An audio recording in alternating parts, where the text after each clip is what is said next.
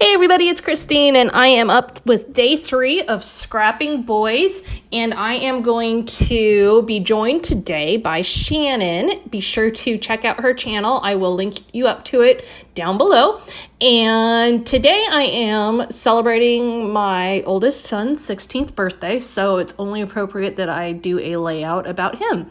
So what I am doing today is jumping off of a layout that I did this fall, pulling from an idea there that I wanted to try on a birthday layout and put off. I had done one around Halloween and done a giant 31 on it. And so today I am doing that idea again using the number 16. So I am using the newest Simple Stories birthday line. This birthday collection is specifically for boys and is called Birthday Blast. And you can see it's jam-packed with all kinds of great colors and patterns. So I cut out the 16 on my electronic cutting machine. If you don't have one, you can print off a giant 16 and just trace it and cut out one that way. Definitely not a project that is limited to those with cutting machines. And then the next thing I did was cut out a circle that was about the same size, just a little bit smaller, so that the 16 overlaps it ever so slightly. I wanted the bottom curve of the 6 to line up pretty well with the bottom of the circle. Now at this point I do have it resting on this bright green patterned paper, but I am going to switch that about halfway through to just a slightly darker green that has a little less contrast in the print, because I feel like right now there's a lot of dots and a lot of print showing up.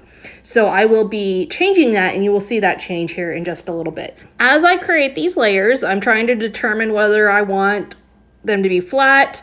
I'll have dimension what I want for each one. So I opted to put the circles straight onto the paper, and then I am going to pop up my number 16. You can also see that I tucked my son's picture inside of the circle of the 6. I did not plan that. It just kind of fit in there perfectly, and I felt like that was the best design decision I could make. Sometimes that happens when you print a picture. It just works right along with your design decision without even intending for it to. So all that said, I am popping those up. I'm just using some 3D foam tape from Scrapbook Adhesives by 3L. This is a really great product for when you have big areas to cover and you don't want to have to tear the back off of all of those squares. This one works really nicely for that, and it sticks really well also. So carrying on, I have got those on there, and I am going to build upon my design from here. Now I've got my base. I've kind of got a title, sort of, but not really. So I've got room there if I don't want to create a big title. Typically in my design process, once I've got my base built in my picture location, I go next to the title. And this is veering a little bit away from my traditional approach, simply because if I don't add another title besides the 16, I'm okay with that. Now, right off the bat, as I'm embellishing, I am recognizing that with all the patterns going on, I need some pops of just solid paper. So I'm going to work in some solid white circles, as well as some solid red circles and some yellow circles on some very monochromatic paper. The trick here is within those solids, I want to have some patterns. I want to have some shape variants. And so while I am adding those in as the real base of my circles that are going to go horizontally across, I'm going to dig into my stickers. I'm going to dig into my ephemera for some that have some patterns. So right now you can see I've got like these fan looking circles that have kind of a funky edge to them that I'm adding in. I'm also going to pull out the 4x6 sticker book. I've got the cardstock stickers. I've got the ephemera. So I'm working a variety of those in there. And some of them I will pop up and some of them I will leave flat or tuck underneath. I also am going to make sure I've got a good color variation going on as well. So making sure that each little section has some yellow, each little section has some yellow, has some blues, has some greens, and they're not all overpowering in one area. My final consideration here is that I want to add in a few of them with words. And so again, I don't want those to all be in one section. And so as I approach this, as I'm building this line across my layout, I'm being pretty cautious as to where I put each one, making sure they fit that precise location and don't take away from the picture or take away from the overall story of the layout, because really this circle line is a kind of behind the scenes thing. As you can see, it's tucked behind the picture, it's tucked behind the 16, and so I don't want it to take front and center. Now here comes a big color change. You can see I switched my background to that darker green, and it just really helps calm the whole layout down.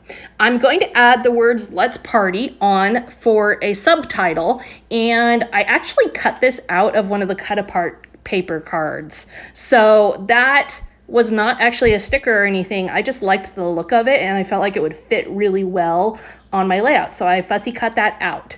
Now, as a quick reminder, I do have 2 giveaways going all this week. All you have to do is be a subscriber and leave me a comment. You can do the same over at Shannon's page, and you will get 2 entries for today. You can enter twice every day this week, and the prizes are a $50 gift certificate to Paper House Productions and a $20 gift certificate to the ScrapRoom. So I will draw 2 winners next Monday and connect with you so that you can get those prizes. So make sure to visit both pages and visit yesterday's channels and tomorrow's and get as many entries in as you can. Now, let's go ahead and finish this thing off. I have used some thin strip 3D foam adhesive to attach the title there. That is a really fantastic new product from Scrapbook Adhesives by 3L. It works really well for little detailed things like this that you want to pop up, but you need something really skinny. And you can see it off to the right-hand side there. I was just working with it. It's little tiny strips, and you can cut them apart to the size that you want.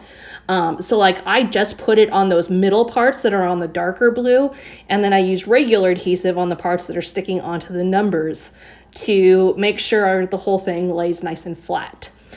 As you can see, that Let's Party and that script font is a really nice complement to the 16. I'm going to decorate around that subtitle using some balloon bouquets as well as some stars. And this is a mixture of stickers, chipboard, ephemera, all of that. And some of the stickers in this and some of the ephemera in this have gold foil. So a really fun addition to add to the celebratory festiveness of the whole collection. Again, this is the Birthday Blast collection. It just came out from Simple Stories. And as you can see, it can really work for any age boy. It does have a lot of fun space elements to it, thus the name Birthday Blast, but certainly not exclusive to space. You can see that I've got very general stuff on here. One of the things I do really like is those stars and their fun shape, that they're a little bit different from the normal perfectly proportional, I guess is the right word. They're kind of wonky stars. Anyways, thank you so much for being here today. I am done with this layout now, and I would love to have you as a subscriber here if you aren't already. Please leave me a comment down below. I'd love to know today what your favorite boy subject to scrapbook is, whether it's birthdays, school, sports, just the general life moments. Which is your favorite of all of them to do? Be sure to head over to Shannon's channel after this. And if you're stopping by from Shannon's channel, welcome. I know this is the first time for her and I to collaborate, so I'm really excited to see what she's done today. And we will see you back here tomorrow with a brand new layout.